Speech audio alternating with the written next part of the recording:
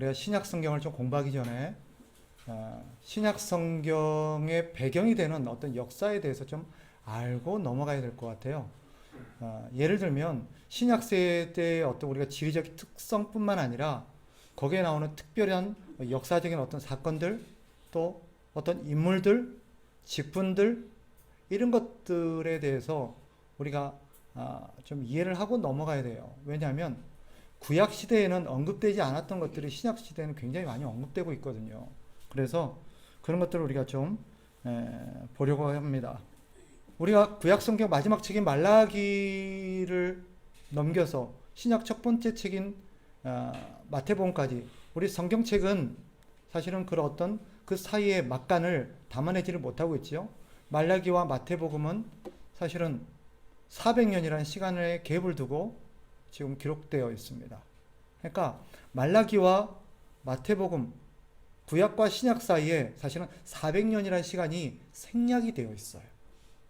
우리는 말라기 이후로 바로 마태복음으로 넘어가요. 그런데 실제 그 역사의 막간은 400년이라는 시간 갭이 있어요. 이 400년 동안에 도대체 무슨 일이 있었길래 구약에는 없는 사람들이 나오고, 구약에는 없는 나라가 등장하고, 구약에는 없는 지형이 나오고, 어떤 인물들과 신분들과 다양한 어떤 것들이 나와요. 그러면 그 어간에 뭔 사건이 있었기 때문이겠죠.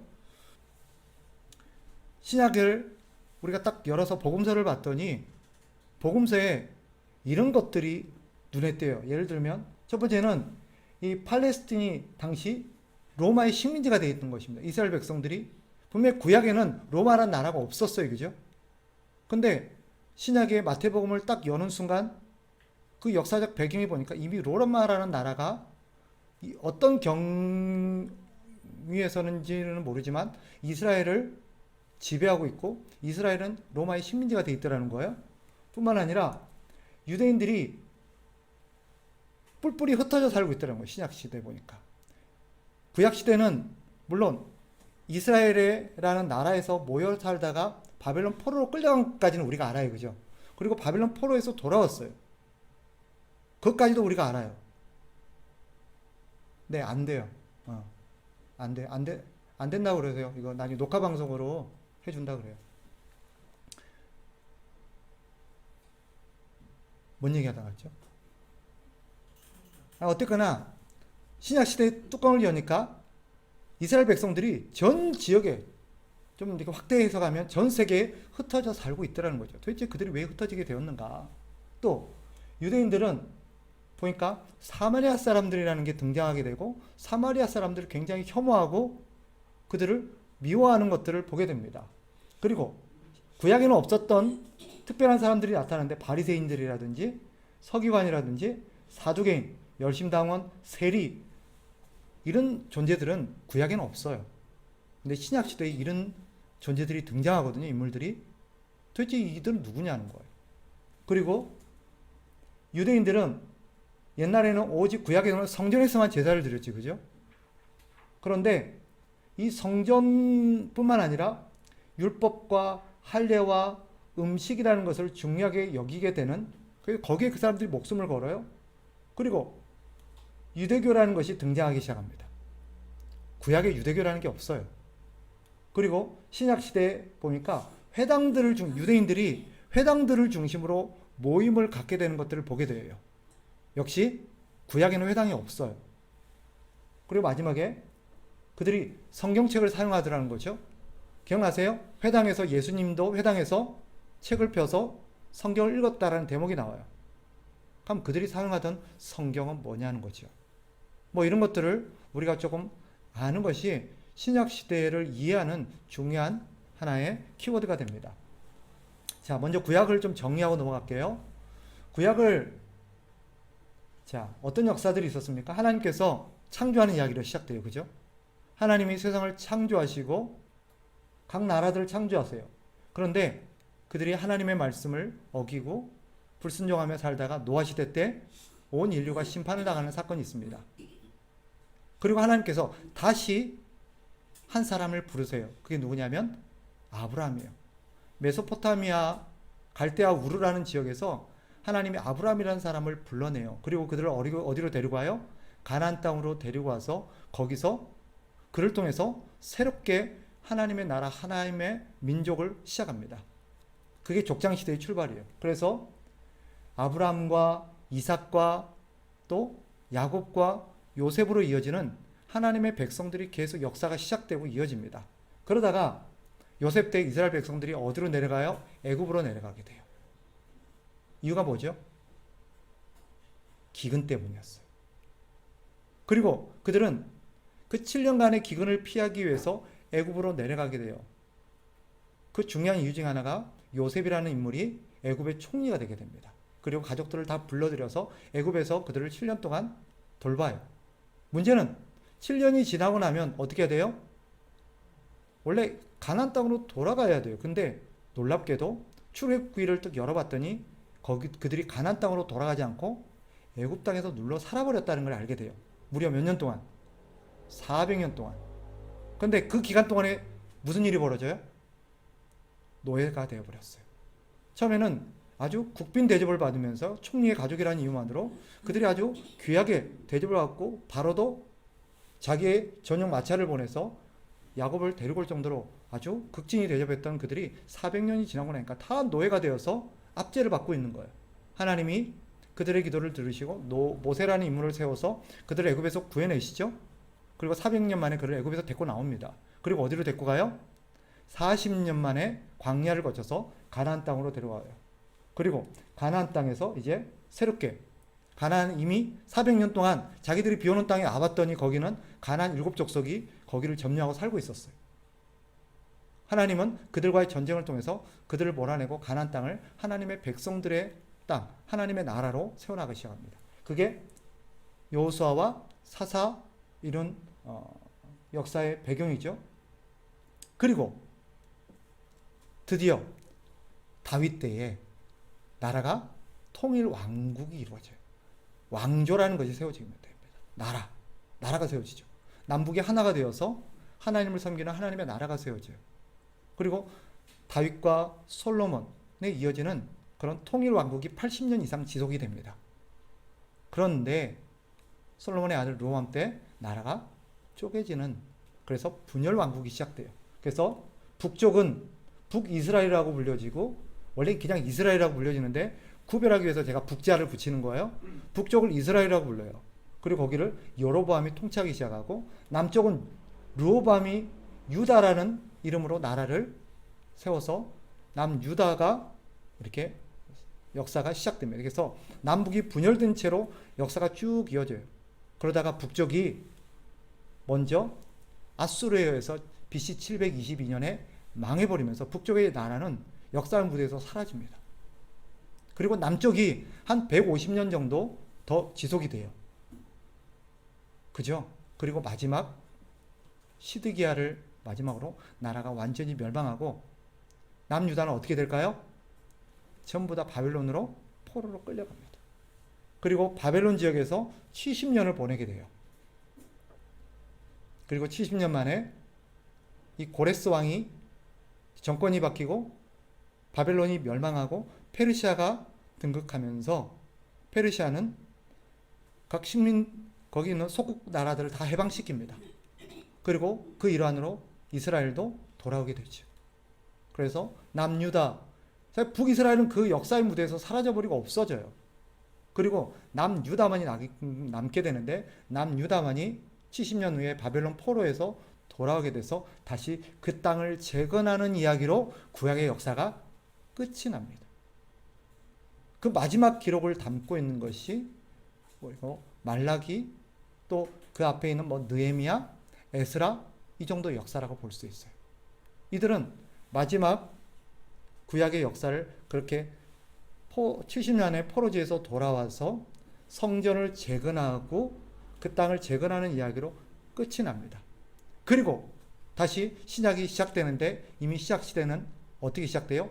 예수님이 이미 오시는 것으로 시작돼요. 근데 그 기간이 무려 몇 년이 생략되어 있다고요? 400년이라는 시간이 생략되어 있습니다. 그러면 그 400년 동안 무슨 일이 있었을까요? 이스라엘 땅에서는. 우리가 거기를 중동이라고 표현하기도 해요. 중동 지역. 그 중동 지역, 가나안 땅이라고도 하고 팔레스틴이라고도 하는 그 땅에 400년 동안 무슨 일이 있었느냐? 성경은 그것에 대해서 침묵하고 있습니다. 그래서 우리가 역사적인 어떤 자료들을 좀 참고해야 될 필요가 있는데, 재밌게도요, 성경에 그 어간에 400년 동안 이 팔레스틴 땅에 이스라엘이라는 나라에 무슨 일이 일어날 것인지를 미리 암시하는 그런 대목이 있습니다. 혹시 어딘지 아세요? 다니엘서예요. 이 사건 기억나세요? 느부갓네살이 꿈을 꾸게 됩니다. 꿈에 보니까 한 금신상이 있는데 머리는 금이요, 가슴은 은이요, 그 다음에 이쪽 허리는 노시요, 허벅지는 철이요, 발은 철과 진흙이 섞여 있는 그런 독특한 형태의 동상을 봐요. 신상을 봅니다. 근데 느부갓네살이 이거를 해석을 못해요. 그래서 누구를 불러들이죠? 다니엘을 불러들여요. 다니엘이 이것을 하나님으로부터 계시를 받아서 해석해 주는데, 왕이시여, 이것은 어떤 의미냐면 장차 이런 나라들이 일어나게 될 것입니다 하면서 쭉 얘기해 줘요. 구체적으로 그 나라가 바벨론입니다 그렇게 말하진 않아요. 금과 같은 나라가, 은과 같은 나라, 녹과 같은 나라가 일어날 겁니다 라고 말해요. 그리고 그것을 다니엘서 더 뒤쪽에 보면 사실은 그 역사 가운데 일어날 마지막 전쟁에 대해서도 다루고 있는 부분이 있어요. 이 금신상을 통해서 하나님은 장차 이 팔레스틴 땅에 무슨 일이 일어날 것인지를 미리 얘기해 줍니다. 그게 뭔고 했더니 바로 이 금에 해당되는 나라가 바벨론이에요. 그 당시 느부갓네살이 바벨론의 왕이었으니까. 그런데 이 바벨론이 망하고 이 바사라는 나라가 세워집니다. 그거는 이제 실제로 다니엘서에도 나와요. 그리고 우리가 아는 것처럼 에스라, 느헤미야서에도 언급이 되고 있어요. 그러니까 이런 역사들을 종합해 보면 전혀 정보가 없는 건 아니에요. 성경에도 제한적이지만 그 400년 어간에 무슨 일이 일어날 것인지를 하나님께서는 이미 암시를 했고, 하나님의 백성들에게 이 시대가, 이런 시대가 도래할 것이니 마음의 준비를 하라고 이미 예고하신 바가 있습니다. 정리해봤더니, 또 역사들을 참고해봤더니 이렇게 정리할 수 있어요. 바벨론이 70년 만에 멸망하지요. 그죠? 그리고 바사라고 세계사로는 페르시아라는 나라입니다.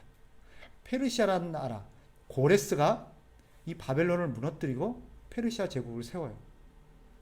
그리고 다스리게 됩니다. 그리고 나서 페르시아가 다시 헬라라는 나라에게 멸망을 당해요. 그리고 헬라는 다시 로마에게 멸망을 하고, 결국 하나님은 여기서 끝나지 않아요. 로마도 언젠가는 멸망한다는. 그리고 마지막에 하나님께서 이제 모든 나라 가운데 이렇게 여러 가지 나라들이 생겨날 텐데, 그 마지막 때에 하나님께서 하나님의 나라를 세우시고 하나님의 나라를 완성하시겠다라는 이야기를 이거를 통해서 미리 보여주세요. 그러니까 이 금심상 이야기는 장차 인류의 역사가 어떻게 전개되어서 어떻게 결론이 날 것인가를 미리 암시하는 대목이에요. 결국 어떻게 끝나요? 하나님의 나라가 세워지고 하나님의 나라가 도래하는 것으로 인류의 역사가 마친다는 것을 하나님이 얘기합니다. 여기에 대해서 우리가 그러면 그 400년 어간에 있었던 사건만 좀 추려서 다시 정리해보면 이렇게 할 수 있어요. 자, 참고로 알고 계세요? 바벨론이 70년 만에 망하고 나서 이 페르시아의 고레스가 등극하면서 바벨론을 무너뜨리고 그 일대를 다 통일합니다. 그래서 페르시아 제국이 세워져요. 그런데 페르시아 제국도 300년 만에 무너져요. 어디에? 헬라라는 나라에. 이 헬라나라를 통해서 이 페르시아를 무너뜨렸던 인물이 누구냐면, 여러분 한 번쯤 들어봤을 거예요. 그 유명한 알렉산더라는 인물이에요. 이 알렉산더. 이 헬라라는 이름으로 등장하고 있지만 이 헬라는 나라 이름이죠. 근데 여기에 우리가 더 익숙한 다른 지명이 있어요. 나라 이름이 뭘까요? 그리스예요. 그리스. 우리 어르신들은 히랍이라는 말을 들어본 적이 있으신가 모르겠어요. 히랍, 그리스, 헬라 같은 말입니다. 같은 나라예요. 같은 나라예요. 그러니까 알렉산더 대왕은 어느 나라 왕인 거예요? 그리스. 다른 말로 헬라라고 할 수 있어요. 그리스는 지금도 있을까요? 없을까요? 있어요. 이 그리스에서 우리가 좀 공부를 많이 하신 분들은 그리스에서 유명한 철학자들이 굉장히 많이 나와요. 한 번쯤 들어봤을 거예요. 소크라테스 들어보셨지, 그죠? 플라톤, 아리스토텔레스 3대 이 철학의 거성이 다 어디에서 나와요? 그리스에. 그래서 그 당시에는요, 이 그리스, 다른 말로 헬라라고 알려진 이 헬라 문학과 문화가 전 세계를 석권해요. 그래서 전 세계가 헬라화 되어요. 이것을 세계사적으로 뭐라고 표현하냐면 헬레니즘화 되었다 그래요. 헬레니즘이 거기서 나온 거예요. 그런데 이 알렉산더가 누구냐면 그 유명한 아리스토텔레스의 제자예요. 그런데 문제는 뭐냐면 알렉산더가 전 세계를 석권하고 젊은 나이에 30세에 전 세계를 석권했는데 더 이상 정복할 땅이 없어서 울었대요. 더 정복하고 싶은데 정복할 땅이 없었어. 대단하죠? 근데 알렉산더가 30세의 나이에 일찍 죽어요. 자녀가 있었을까요? 없었을까요? 없었죠. 그래서 헬라가 없어져 버려요. 헬라가 없어지고 자녀가 있으면 자녀를 통해서 대물림이 될 텐데 없어지니까 나라가 4개로 나눠집니다. 그 밑에 알렉산더 밑에 있었던 4명의 장군이 있었어요. 이 장군이 나라를 4개를 차지해요. 그 중에서 성경에는 2개의 나라가 등장합니다. 그게 뭐냐? 프톨레미 왕조와 셀루크스 왕조예요. 프톨레미 왕조, 셀루크스. 이들은 이 알렉산더 밑에 있었던 2 장군입니다. 이들이 나라를 나눠 가지면서 이집트를, 그 당시 이집트를 중심으로 프톨레미가 차지하게 되면서 프톨레미 왕조를 세우게 되고요. 시리아를 중심으로 셀루커스가 시리아를 석권함으로써 시리아의 셀루커스 왕조가 세워져요. 근데 그 사이에 누가 있는지 아세요? 이스라엘이 있어요. 이집트와 시리아 사이에 이집트가 이스라엘이 딱 껴있으니까 큰 2 왕국 사이에 껴있으면 무슨 일이 벌어져요? 이놈한테 치이고 저놈한테 치고. 비슷한 나라 역사가 어디예요? 우리나라잖아요. 일본한테 치고 중국한테 치여가지고 사이에 껴가지고 얼마나 불쌍한 나라입니까? 이스라엘이 딱 그래요. 그래서 재밌게도 보세요. 프톨레미가 먼저 100년 동안을 이스라엘을 다스립니다. 그런데 이 사이에 프톨레미와 셀루쿠스는 서로 계속해서 전쟁을 해요. 전쟁을 해서 100년 동안은 프톨레미가 이스라엘을 다스리고 다시 뒤에 셀루쿠스가 다시 34년을 다스립니다. 그러니까 이것은요, 프톨레미 왕조가 100년을 갔다는 말이 아니고 이스라엘을 다스린 기간을 말하는 거예요. 그 정도로 이스라엘 백성들은 그 어간에 엄청난 시련을 겪게 되는 거예요. 그러다가 헤스모니안 왕조라는 게 세워집니다. 이게 누구냐면, 역사를 보면 셀루크스가 이스라엘을 34년 동안 다스렸다 했잖아요. 34년 동안 이스라엘을 다스리는 가운데 너무 악정을 펼쳐요. 이스라엘 백성들을 학살할 뿐만 아니라 성전에다가, 성전은 원래 누구를 모시고 있는데요? 하나님을 모시고 있어요. 그죠? 그런데 이 셀루크스 4세 안티오쿠스라는 인물이, 에피파네스라는 인물이 만행을 저지르는데 무슨 짓을 하냐면 성전에 들어가서 성전 기물을 다 파괴하고 거기다가 돼지 머리를 올려놓고 고사를 지냅니다. 이스라엘 백성들이 경악하죠. 그죠? 이스라엘 백성들이 다 양보해도 하나는 양보를 못해요. 뭐요? 성전이에요. 보다 못해서 이 이스라엘의 제사장 가문에 이 누구가 있나? 마카비라는 인물이 있습니다. 마카비가 망치라는 뜻이에요. 마카비라는 인물이 제사장의 어떤 가문의 아들이었는데 그 대제사장 아들인 마카비가 뭐하냐? 혁명을 일으켜요. 그래서 이 셀루쿠스 왕조를 몰아냅니다. 독립을 한 거죠. 쉽게 말하면. 독립을 일으키고 헤스모니안 왕조를 일으켜서 100년 동안을 지속이 돼요. 그러면 셀루쿠스와 프톨레미 왕조가 없어졌다는 말이냐? 아니에요. 그게 아니라 사실은 우리 여기서 시간상 다 바뀔 수 없지만 그 나라는 그 나라대로 어려움을 겪어가지고 이스라엘에까지 신경을 쓸 수가 없는 상황이었어요.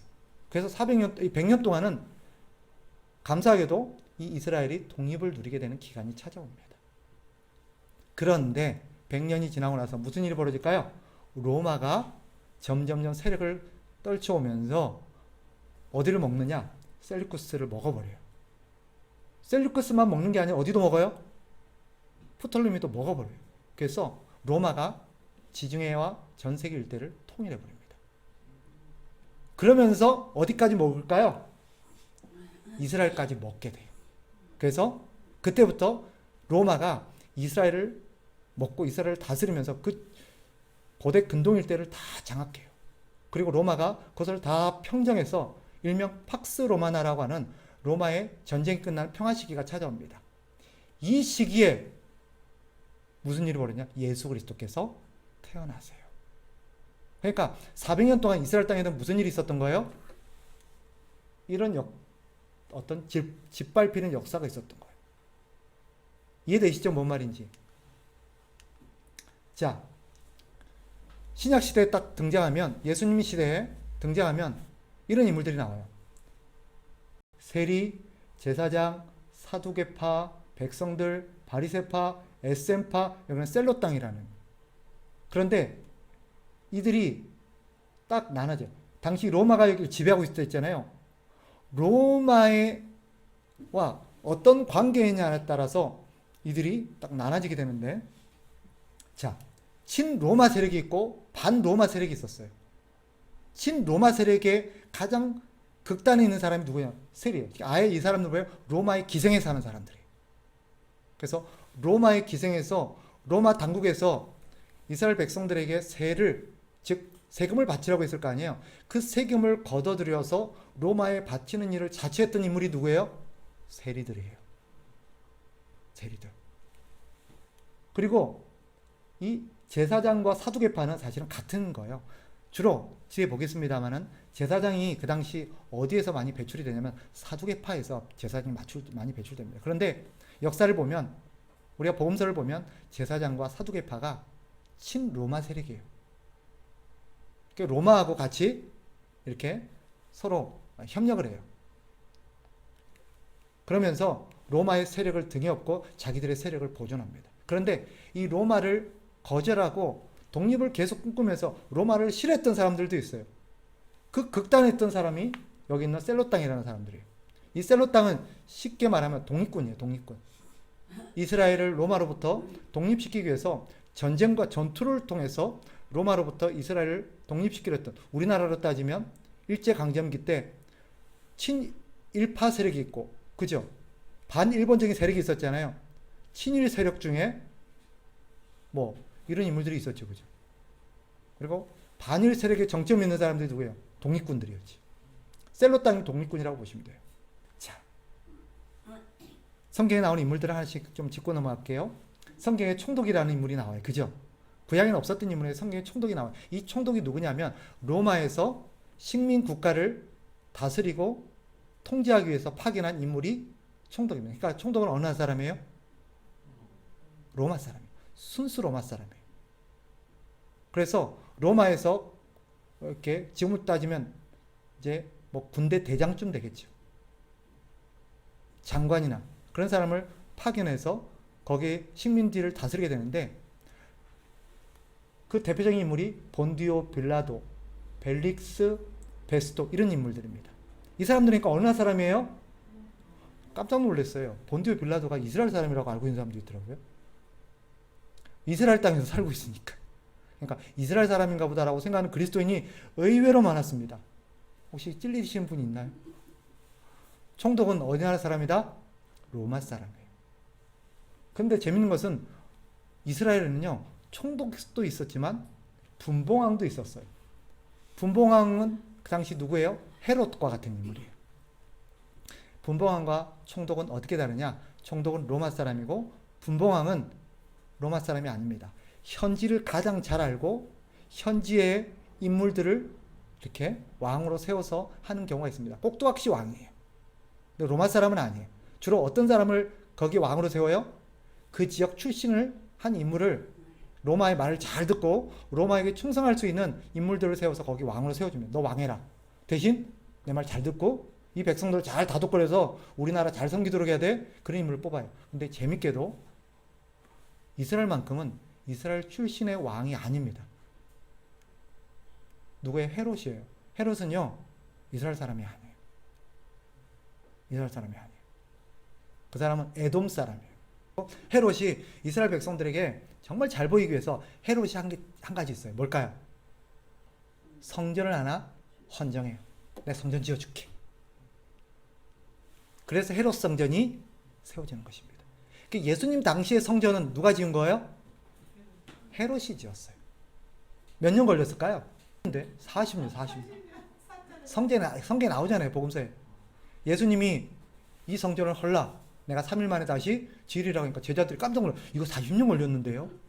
그런 얘기를 해요. 자, 그런데 분봉왕이 있음에도 불구하고 총독을 파견하는 경우가 있습니다. 어떤 경우냐?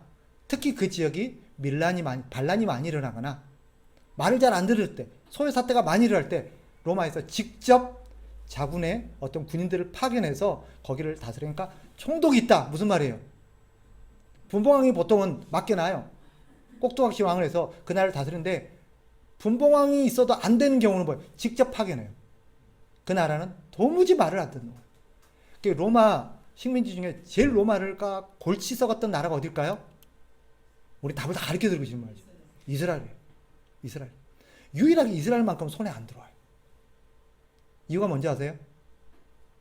이스라엘은 딱 한 사람의 왕만 섬겨요. 하나님이에요. 그러니까 안 통하는 거예요. 결국은 나중에 어떻게 돼요? 로마가 하도 이스라엘을 통제하는데 안 되니까 나중에 어떻게 돼요? 역사를 보면 나오잖아요. 복음서에. 바로 이스라엘을 초토화시켜버려요. 완전히 초토화시켜버려요. 그리고 성전도 다 무너뜨려버려요. 70년대, AD 70년대. 로마가 디도 장군, 티투스라는 디도 장군을 파견해서 이스라엘 백성들을 완전히 쓸어버립니다. 자, 그리고 그 당시 보니까 유대인 최고의 자치기관이라고 할 수 있는 사네드린 공회라는 게 등장하기 시작해요. 사네드린이라는 인물이 그 어떤 공회가 성경에 나와요. 이게 구약에는 없었는데 이게 뭐냐? 신약 시대에 접어들면서 유대인들의 자기들의 어떤 나라를 다스리기 위해서 만든 우리나라의 국회하고 비슷한 개념이에요. 그런데 사네드린은 이스라엘은요, 3권이 분리가 안 되고 하나가 돼 있어요. 이 모든 것은 법을 만들고 법을 집행하고 모든 사람들의 세금을 걷어서 살림을 집행하는 모든 곳이 어디예요? 사네드린이에요. 절대적인 거예요. 이 사네드린은 근데 여기 71명으로 되는데 보통 70명의 멤버로 구성되어 있었대요. 이 사람들이 이스라엘을 움직이는 거예요. 이 사람을 죽였다 살렸다 해요. 그래서 나중에 성경을 보면 먼 일만님은 다 어디로 잡아가요? 예수님의 제자들이 어디로 잡혀가요? 여기로 잡혀가잖아요. 베드로도 여기 가고, 그죠? 다 일로 끌려가요. 예수님도 네. 여기서 그래서 다 거기 사람들을 하고 해요. 근데 재밌는 것은 이 사람들이 법을 집행하고 할 수 있었는데 딱 한 가지 없는 게 있었습니다. 로마가 이 사네드린 공회에다가 다 자치권을 허락했는데 딱 하나는 허락 안 했어요. 뭘까요? 사형을 허락하진 않았어요. 그러니까 사형할 수 있는 권한은 안 줬어요. 왜 그럴까요? 로마가 뭐 알아서 해라 니네들 재판하고 다 알아서 했는데 간섭한. 단 사람을 죽일 때는 반드시 누구 허락을 받아라? 우리 허락을 받아라. 왜 그랬을까요?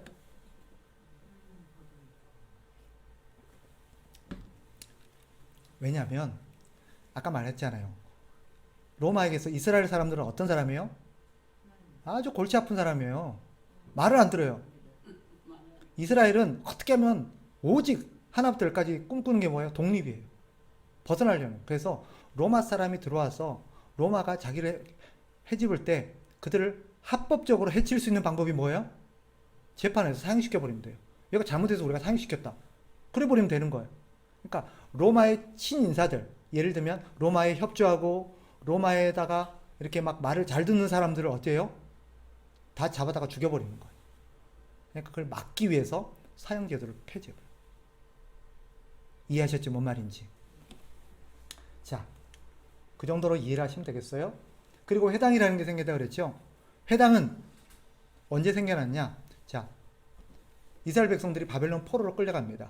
바벨론에서 몇 년을 살았다고요? 70년.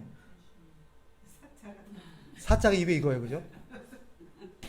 출애굽에서 광야에서 몇 년? 40년. 그죠? 성전을 헤롯이 성전 짓는데 몇 년? 40년. 그죠? 그러니까 다 40년이 우리는 귀에 익어요. 그래서 여기도 바벨론 포로도 몇 년? 40년 나오면 안 돼요. 70년.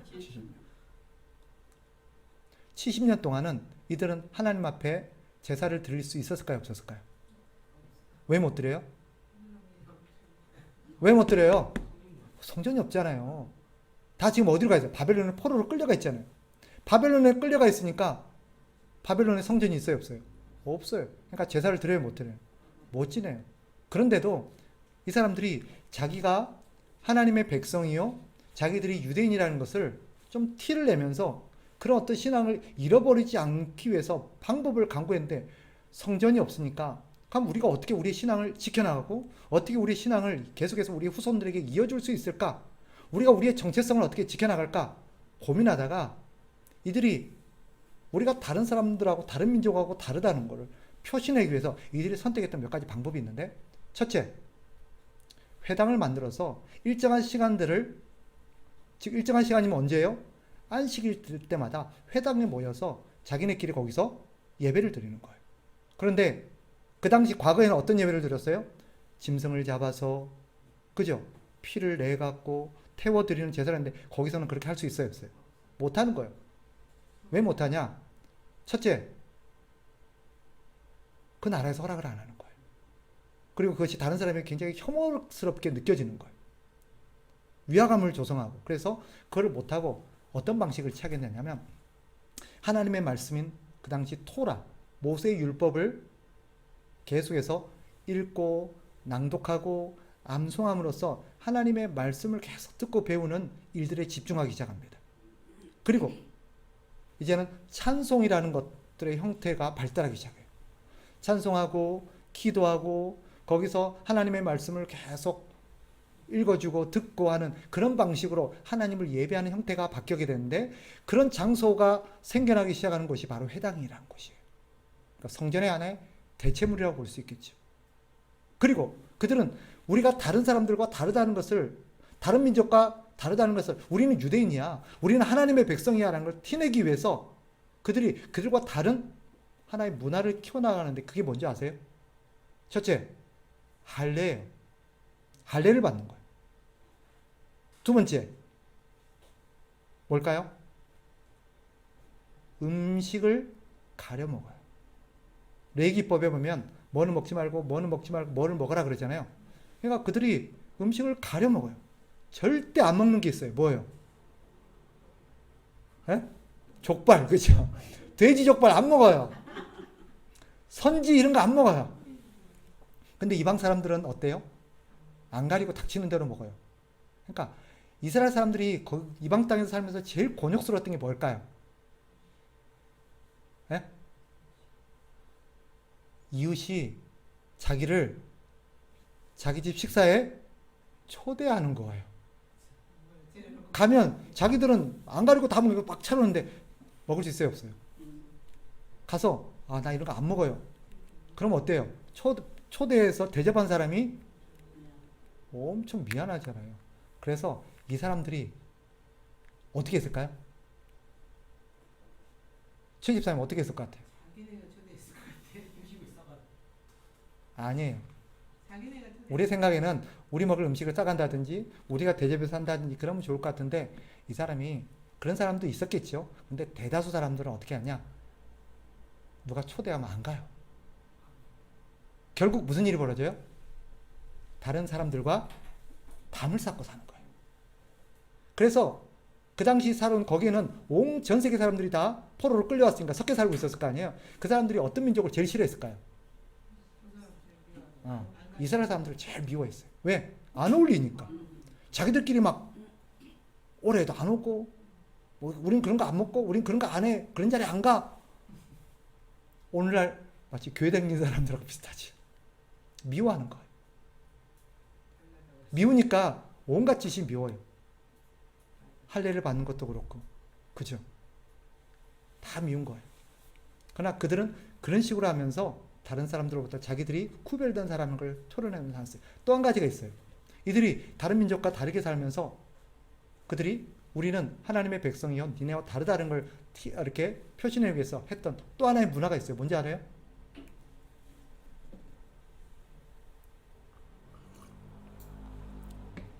성경을 조금만 아시면 눈치 빠르신 분 맞출 수 있어요. 절대 이방인과 결혼을 안 해요. 당시 사람들은 어때요? 국제 결혼을 막 하죠. 이쁘면 막 뭐 아프리카인지 미국인지 안 가리고 막 다 해요. 근데 그 사람들은요, 오직 누구하고만 결혼해요? 자기 민족하고만 결혼해요. 왜요? 두 가지 이유 때문이에요. 첫째, 우리의 신앙을 보호하기 위해서. 보호하기 위해서. 또 한 가지 뭐예요? 혈통을 유지하기 위해서. 피가 섞이는 걸 너무너무 싫어요. 그들은 피가 섞여서 혼혈이 되면 어떻게 생각할까요? 더럽혀졌다고 생각해요. 더럽혀졌다. 근데 우리가 이것만 이해하면 그 사람들 굉장히 배타적인 민족주의자라고 생각할 수 있는데 사실은 그들이 더 우선순위에 둔 거는 신앙이에요. 자기들의 신앙, 그들로 인해서 우리의 순수한 신앙들이 훼손이 될까봐 하는 경각심 때문에 그런 거예요. 이스라엘 사람들이 이해하려면 이런 것들을 이해해야 돼요. 근데 이런 것들이 나중에 시간이 가면서 절대 시대예요. 원래는 하나님을 믿는 신앙을 보호하기 위해서 이런 것들을 만들어놨는데 시간이 가면서 어떻게 돼요? 원래 취지는 흐려지고 뭐만 남아요? 형식만 남아지는 거예요. 그래서 예수님 당시에는 어때요? 이것이 마치 본질처럼 아주 철저하게 지키게 돼요. 시작은 원래 그게 아니었는데. 자, 물어봅시다. 이스라엘의 제사장은 누구만 할 수 있어요? 제사장. 이스라엘 제사장이 될 수 있는 조건이 뭐예요? 뭘까요? 이스라엘에서 제사장이 될 수 있는 조건은 딱 한 가지예요. 레위 집안 중에서도 아론의 가문만. 아론의 가문만 제사장이 될 수 있도록 누가 정했어요? 하나님이 정하셨어요. 그런데 예수님 당시에는 무슨 일이 벌어지냐면, 자, 그 당시가 어떤 사회라고요? 로마의 식민지 아래 있어요. 그리고 그 당시에 분봉왕도 있었고 총독도 있었어요. 그리고 그 당시 모든 것을 관장하는 단체가 어디라고요? 사내들인 공회였어요. 그러니까 제사장도 누가 세워요? 사내들인 공회에서 세우는 거예요. 사내들인 공회에서. 원래는 하나님이 딱 정하셨는데, 그러면서 사내들인 공회는 나중에 로마의 하나의 그런 속국 기구가 되는 거예요. 그러니까 누구를 제사장으로 세울까요? 누구? 로마 말을 잘 듣는 사람. 사내들인 공회 말을 잘 듣는 사람. 그래서 무슨 일이 벌어졌냐? 원래는 아론 계열의 사람들만 제사장이 될 수 있는데 당시에는 혈통을 무시하고 그 당시에 헤롯 왕이라든지 사내들인 공회라든지 로마에서 제사장을 세우게 됩니다. 그래서 기이한 일이 벌어져요. 원래 대제사장은 몇 명 할 수 있어요? 한 명밖에 안 돼요. 이 사람이 죽어야 다음 이어서 될 수 있어요. 그런데 재밌게도 예수님 당시에는 제사장이 몇 명이었을까요? 2명이었어요. 어떻게 이게 가능하죠?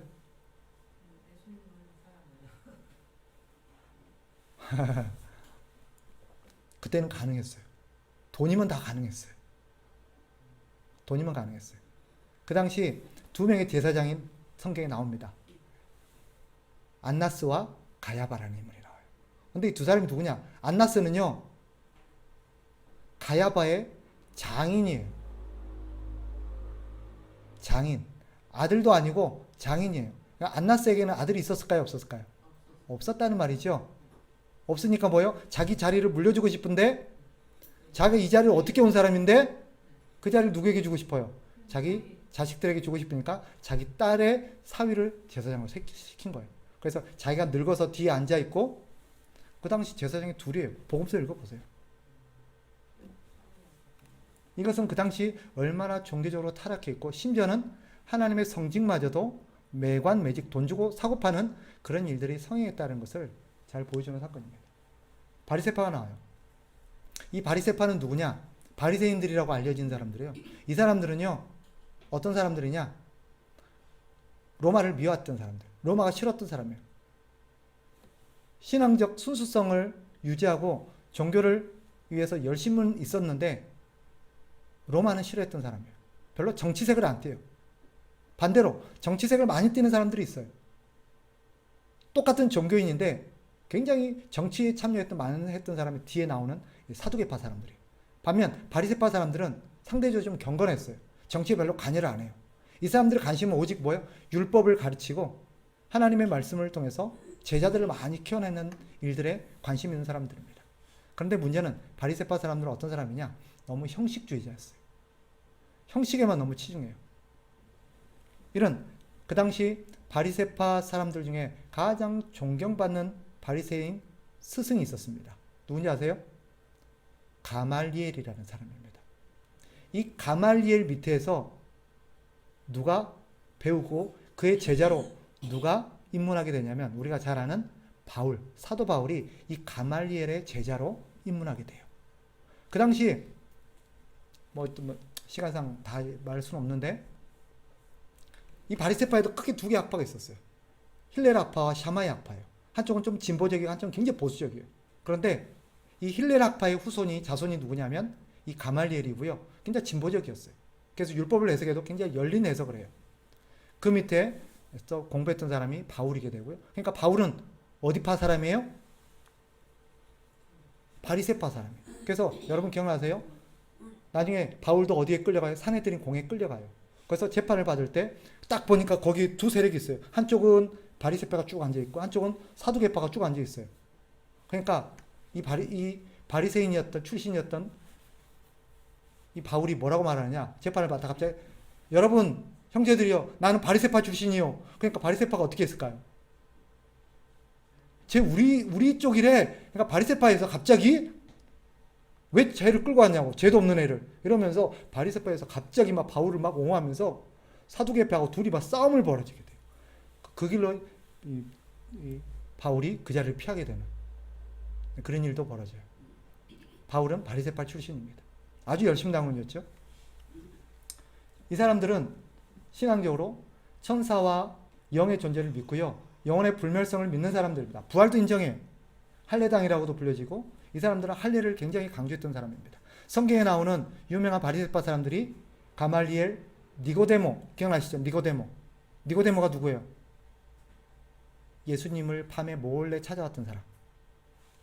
아리마대 요셉은 누굴까요? 예수님의 시신을 장사 지냈던 사람. 이 사람들 다 바리새인들이었어요. 그리고 마지막에 바울. 이 사람들이 바리새파 사람들입니다.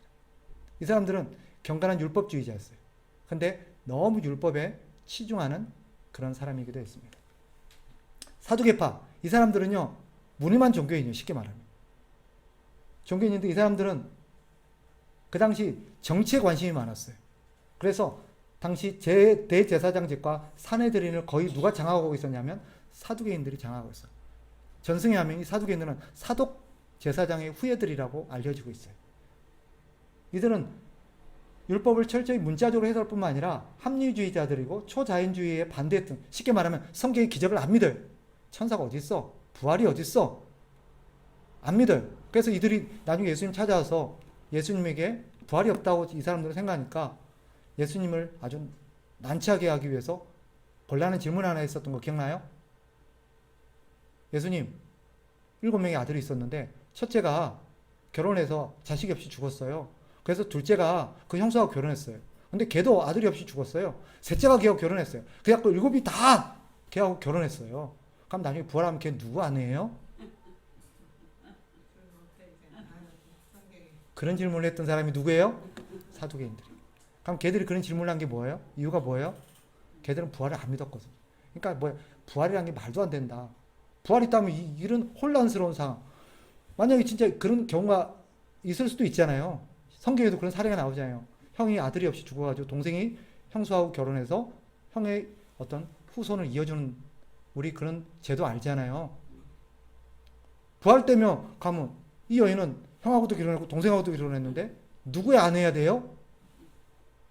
말이 안 되졌느냐? 부활이 어디 있냐? 이렇게 하면서 예수님을 난처하게 하려고 했었는데 예수님한테 오히려 그죠? 한 방 먹죠, 그죠? 그들이 사두개파였어요. 그들은 뭐 기적 이런 거 안 믿어요. 천사가 없다 그래요. 그게 성경에 나와요, 그대로. 사도행전에 잘 나옵니다. 그럼 에센파는 누구냐? 이 사람들은 이도저도 싫어가지고 속세를 떠난 사람들이에요. 똑같은 신앙인들인데 어떤 사람들은 현실 속에서 남아서 아예 그냥 정치에 뛰어드는 사람들이 있었죠. 사두개파예요. 근데 현실을 벗어나진 않았는데 현실 속에서 오직 말씀을에만 집중하는 사람들이 바리새파예요. 근데 이 사람들은 이 에센파들은 이것도 저것도 싫어서 속세를 떠나버려요. 어디로 가요? 산속으로 어디 동굴 속으로 가서 자기들끼리 공동체를 이루며 살아요.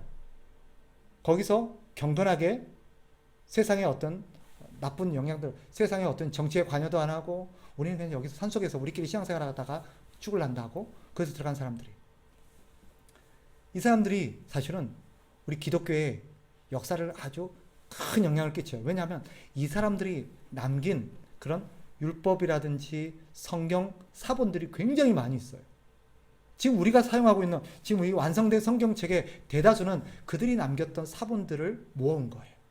이들이 사실은 교회의 영향에 성경의 어떤 만들어진 데 있어서 큰 영향을 끼치죠. 이 당시 성경을 만드는 데 사용됐던 많은 사본들이 어디서 얻은 거냐면 쿰란 동굴이라든지 사해라는 지역에서 얻었던 사본들이에요. 그래서 쿰란 사본, 사해 사본이라고도 불려지는 그 사본들 알고 봤더니 이 에센파에서 그런 저기 속세를 떠나서 거기서 할 게 없으니까 뭐만 하는 거예요? 말씀을 기록해서 말씀을 남기고 말씀을 후손들에게 전해주고 자기들에게 교육하고 우리끼리 하나님의 백성답게 여기서 살자라면서 해요. 거기서 자기네끼리 살아가요. 그 대표적인 인물이 누구로 꼽냐면 세례 요한이에요. 성경에 보니까 세례 요한이 어떻게 돼요? 저 광야에 가갖고 속세를 떠나서 그죠? 동굴에 살았는지는 모르겠는데 네 가서 그들은 거기서 뭡니까? 낙타 털옷을 입고 메뚜기의 석청을 먹고 그러면서 살았다는 얘기가 나오잖아요. 네, 그러니까 우리 성경학자들은 아마 세례 요한이 에센파 출신이 아니었을까라고 보기도 합니다. 에센파는 그러니까 뭐예요? 속세를 떠나서 네, 이 사람들이 후예가 어떻게 보면 이 사람들이 교회사에 영향을 정말 많이 끼치는데 수도원 운동의 어떤 모태가 되기도 한다라고 보기도 합니다. 그 다음에 열심당원 아까 말씀드렸죠. 제일 로마를 미워하고 로마와 대적했던 극단에 있었던 인물들 셀롯당이라고 불려지는 인물들이 바로 열심당원들입니다. 이들은 종교단체라기보다는 하나의 독립투쟁단체라고 보는 것이 적절하죠. 흔히 셀롯당이라고 불려지고 이들이 반란을 많이 일으킵니다. 결국 이스라엘이 로마에 초토화되고 로마에서 진압되게 되는 계기가 얘네들 때문이에요. 얘네들이 하도 반란을 많이 일으켜갖고 속 시끄러운 로마가 그들을 치게 되죠. 성경에 보니까 3,000명이나 로마에서 죽임을 당했다는 사건이 사도행전 5장에 기록되어 있어요. 그들이 셀롯당 이야기들이에요. 그리고 예수님의 제자 중에 한 명이 시몬이라고 불려지는 인물이 이 인물이다라고 보기도 합니다. 그 다음에 세리들은 우리가 알죠? 세리는 잘 압니다. 로마에다가 세금을 바치는데 자신들이 걷어들여서 바쳐요. 근데 왜 세리들이 욕을 먹었느냐? 친로마 세리라는 것도 있지만 로마 앞잡이라는 것도 있지만 얘네들이 도둑놈이었거든요. 예를 들면 로마에다가 1인당 1,000원씩 걷어서 바치라 그러면 얘네들은 얼마를 걷으면 2,000원씩 걷어들여요. 그리고 1,000원은 로마에다 바치고 1,000원은 지네들이 먹어요. 왜 사람들이 알아요, 몰라요? 알아요. 다 알아요. 그래서 세리들이 테러를 많이 당했어요. 그러니까 세리들이 죽임을 당하고 세리들이 테러를 당하면 누구 손해예요? 로마가 손해예요. 그래서 로마에서 어떻게 하냐? 세관에 가면요, 무장 군인들이 항상 포진하고 있었어요. 그래서 세리가 출퇴근할 때는 누가 호위할까요? 로마 군인이 호위를 해요. 그러니까 이들은 로마 군인들을 등에 업고 있는 사람들이에요. 그리고 세금을 집행하러 갈 때도 누구를 대동하고 가요? 군인들을 대동하고 가요. 네. 그 중에서 진짜 나쁜 놈들은 남들은 그래도 1,000원이면 양심적인데 어떤 애들은 3,000원씩 걷어들여요. 그래서 1,000원 바치고 2,000원을 지가 버는 거예요. 근데 로마 당국이 그걸 알까요, 모를까요? 알아요. 아는데도 묵인을 하는 거예요. 알았어, 뭐 3,000원 거든 4,000원 나한테 뭐만 바쳐라? 1,000원만 바쳐라. 똑같이 나쁜 놈들. 이런 진짜 나쁜 사람 중에 누가 있느냐? 삭개오가 있어요. 근데 걔가 회심해서 예수님의 제자가 되죠. 그죠? 또 있어요. 나쁜 놈 하나가. 마태예요, 마태. 마태도 그죠? 세리였죠. 세리 출신이에요. 근데 재미있는 건 마태가 나중에 예수를 만나고 회심을 해요. 회심해가지고 세리가 회심해서 이제 예수를 믿게 되니까 그 일을 어떻게 했을까요? 계속 할까요? 버릴까요?